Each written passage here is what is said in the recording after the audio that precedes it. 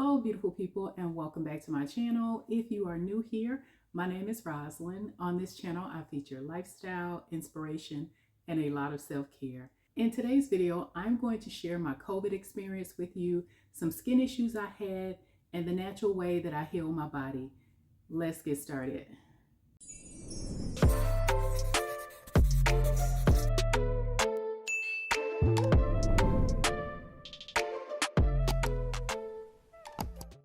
So I actually start by telling you how I contracted COVID. It was during the summer, and my daughter had gone a couple of days and she wasn't really eating well, and she mentioned that her stomach was hurting, so she was just barely eating. She really just wanted orange juice. And then she mentioned while we were eating dinner one day that she couldn't really taste the food. And so we thought, oh my goodness, maybe she has COVID, but she had no fever, any of that stuff. So we were just like, okay, we need to probably just take her to get tested. So I took her to a children's hospital. They couldn't test her because they said she had to be a patient there. So I had to take her to one of the drugstores, and they did a test that comes back in 24 hours. But based on the time that we went to go and take the test, they had already did the pickup for that day. So it was going to be, instead of 24 hours, it was going to be 48 hours. So, I mean, we were fine with that because we were kind of isolating anyway, just making sure that, she wasn't around anybody else, since she did have the symptom of not really having an appetite. And then also she had a loss of taste. So it took about 48 hours. So it took 2 days, and we were waiting for those results to actually come back. And so her results came back and they were positive. She had COVID.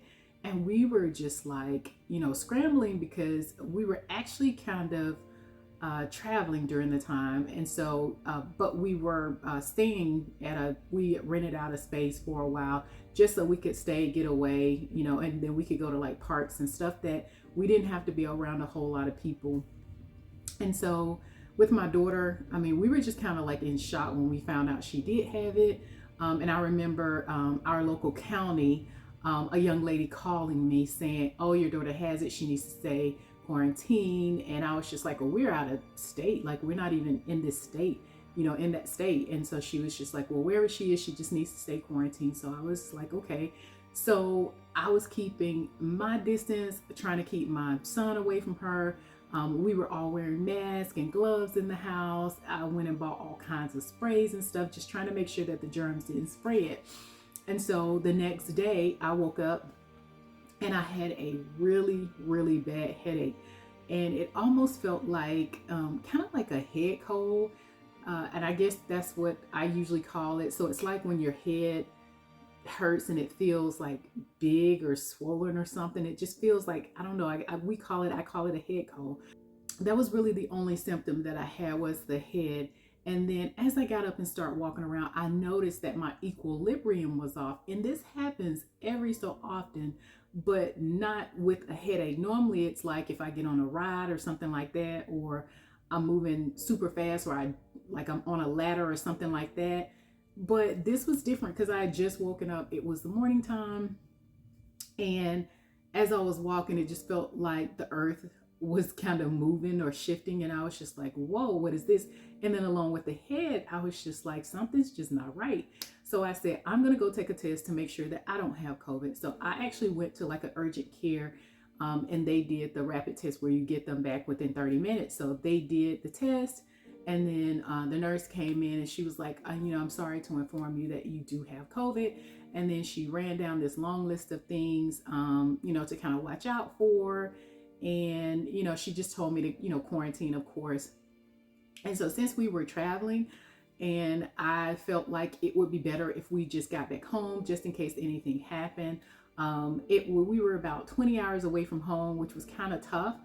I went back to where we were staying. I packed all my stuff up. I packed all my kids' stuff up, and I was like, we got to get back home. And so we drove half of the day, and around probably 9 or 10, we stopped and got lodging because there was no way I could drive the initial way. And in the car while I was driving, I didn't have any equilibrium problems. And I think it was because I was in motion and I was moving. But when I stopped to get gas at one point, I felt a little kind of like woozy. And so I was just like, okay, I know I need to take a break. So I'm going to, I pulled over because I was already at a gas station, but I kind of, moved over to the side and I rested for a little bit. And I was like, I think I can drive about 2 more hours. So that's what I did. And then of course we got lodging. And then I woke up the next day, drove the rest of the way home. Once we got home, got everything out of the car that we could. We left everything in a huge pile. I was like, don't touch anything. I told my kids, take your clothes off right here, hop in the shower, get clean clothes, let's leave everything right here. And I literally sprayed everything with Lysol. And I was like, let's just let it stay here. We're just not going to touch it, for a few days. And so I was feeling fine as far as I wasn't having any respiratory issues, and at the time. And I felt okay. I didn't feel like myself, but I felt okay. I didn't feel sick like I had the flu or a cold or anything like that. And I didn't know what to expect because, people were feeling light to mild symptoms and some people were feeling drastic symptoms. So I just didn't know how to feel at that point. And then the nurse even told me, she said, well, you're in the beginning stages since you don't have any of the other stuff. So she said, eventually things are probably going to start to happen.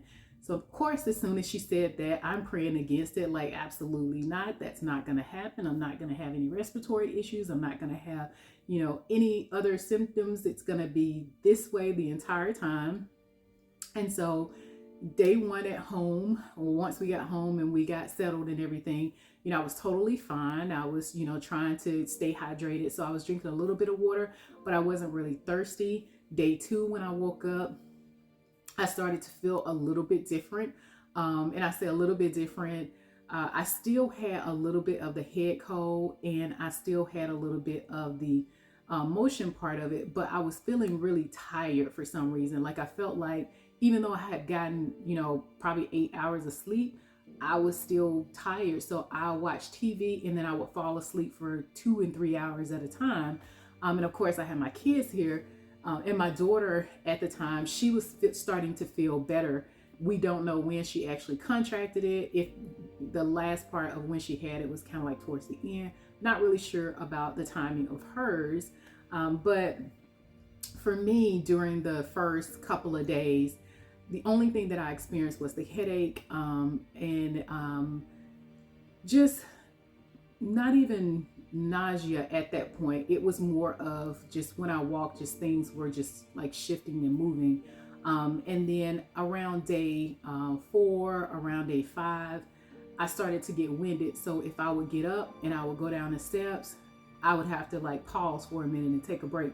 I wasn't like super tired, but it was almost winded. Like if you have, I guess, a cold, a bad cold, or the flu or something, kind of like that. Like I was kind of like, I just need to catch my breath.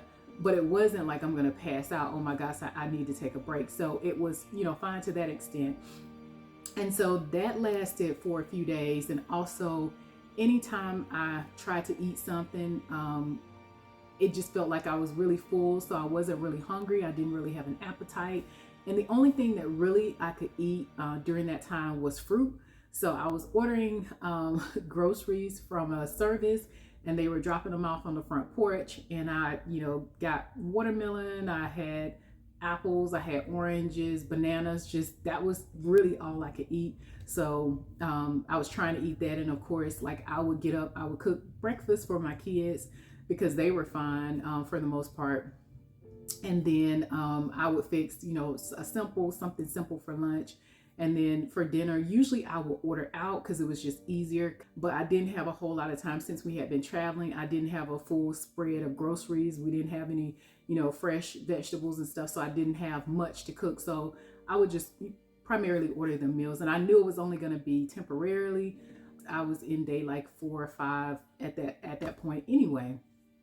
So as I got to around day 6, I started to feel just a little more tired than normal. And so when I would lay down, it felt like I would almost kind of like choke, like there was pressure. So I made sure that anytime I lay down, I lay down propped up. That way I felt like I could always breathe. And I remember talking to someone who mentioned that to me, probably right at the beginning when everything started to happen. I talked to a young lady over the phone, and she mentioned that, she wouldn't lay down because every time she would lay down, she felt like there was a lot of pressure and she couldn't breathe. And I felt that way too. So I didn't lay down completely. I just laid propped up. We're around day 6 now. My son wakes up in the middle of the night and he tells me that his stomach hurts. And so I checked him and he had a fever. And I was like, oh my gosh, he has COVID too. Of course, I'm in quarantine. My daughter's still in quarantine as well. We can't leave to go get him tested. I guess we could have gotten in the car and did one of the, testing at the testing centers, but we didn't. I figured he probably just had COVID too. So that night, I tried to give him some medicine to bring down his fever, and of course he spit it all back up. And so I just cleaned him up, laid him down, and I just kind of watched him for a while, tried to make sure like he was drinking fluids and stuff. And then the next morning he woke up, he did not have his fever anymore. And so I was very, grateful and thankful for that.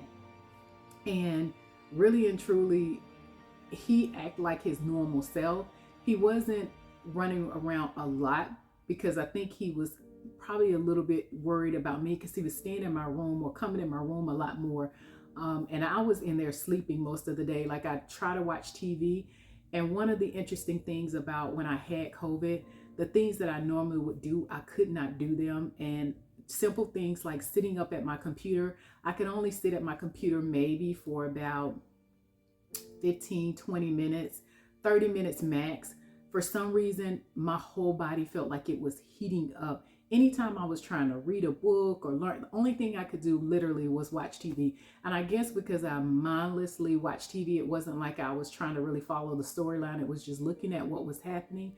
So I felt really strange because anything that required me to do a lot of thinking or processing, my body like heated up, and I got really, really tired.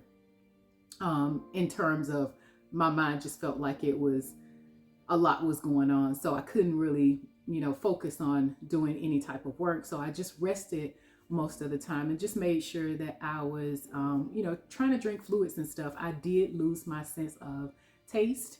And I want to say that happened around maybe between the 5th and the 8th day that I had it. When I got around maybe the 8th, 9th day, I was thinking, oh my goodness, I'm almost out of the woods.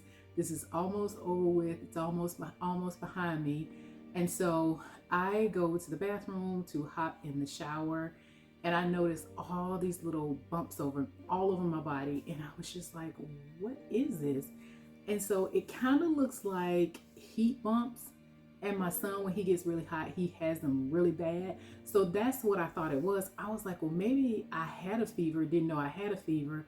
And maybe it's just too warm in the house, but it was, summertime. So I had the air on, and I was thinking to myself, I don't know how it can be a heat rash because I was always cold. But I didn't turn the heat on. I had the air conditioner on. So I didn't think too much of it. I was thinking it's going to go away in a day or two. And so the next day it was kind of the same. It was not itching at all. And so I was just thinking it's just a simple heat rash. It's going to go away in a day or two. Take a cold shower and just make sure that I'm airing it out or what have you. And so about 2 days passed by, and I noticed that the bumps were getting a little bit bigger, and they were just everywhere, like really everywhere. Like before, I saw them everywhere, but I wasn't really paying attention, but they were everywhere. And so I was just like, oh my goodness, what is going on? So I started doing some research online, and then of course reached out to a dermatologist, and they advised me that one of the symptoms of COVID was a rash, and that at this point they didn't have really much that they could prescribe other than like some creams or maybe a steroid to help with it based on what it looks like. And then I would probably needed to go into the office. So since I was still in quarantine, I decided to do something natural on my own. And so I mixed a few ingredients, and I have the ingredients here. was I mixed like coconut oil with some lavender oil, some peppermint oil, and some tea tree oil. And I used that on my skin. And this was really after it started to fade away, meaning after it started to kind of scalp. I wanted it to go through that process because whatever was going on with my body, I really didn't want to aggravate it at that point because I didn't know what it was. And then because my dermatologist hadn't had an opportunity to really look at it, I didn't want to, make the situation worse than it was. And it was, again, all over my body. It was all in my hair, all on my face, just all on my bag, just private parts, just it was everywhere. And, I just made sure that I kept my body as clean as I could keep it. And then I kept the oils on there to keep it moisturized. And it took a while, but as you can see, especially if you follow me on Instagram, it all went away. So I was super excited about that. The last thing that happened to me, and this happened literally almost a month after I had COVID, is my hair started to fall out. And it was one day I washed my hair, wasn't thinking anything of it, just a normal wash day. And as I was combing my hair, it was just coming out in clumps all over. And so I had patches all over my head. And of course, I knew immediately that it was COVID because of the way because of the way my skin was and how it like attacked certain areas of my skin. It was all through my scalp. I knew it was something that probably was kind of like dramatic for my hair. And so I knew my hair was probably going through a regeneration process. So I also, again, looked into something that was fairly all natural, start putting some oils and stuff in my hair. And then I made a concoction, and it's only been a little over a month now. So I've had my hair braided, so I haven't had an opportunity to really look at the results, but I've been kind of massaging this in my hair every week, and hopefully in a couple of months, I'll be able to come back and give you an update on it. But my hair was really blotchy, and I knew the only way that I could really kind of grow my hair back was to kind of have it embraced in something where I'm not like touching it, moving it, the elements aren't around it. So yeah, I would definitely give you a update on that in a couple of months. Well, that is my COVID experience with my skin and also my hair. I hope you enjoyed this video. If you have any questions and I can answer them, definitely put them down below and I'll respond. Thank you so much for watching. I will see you in the next video. Bye.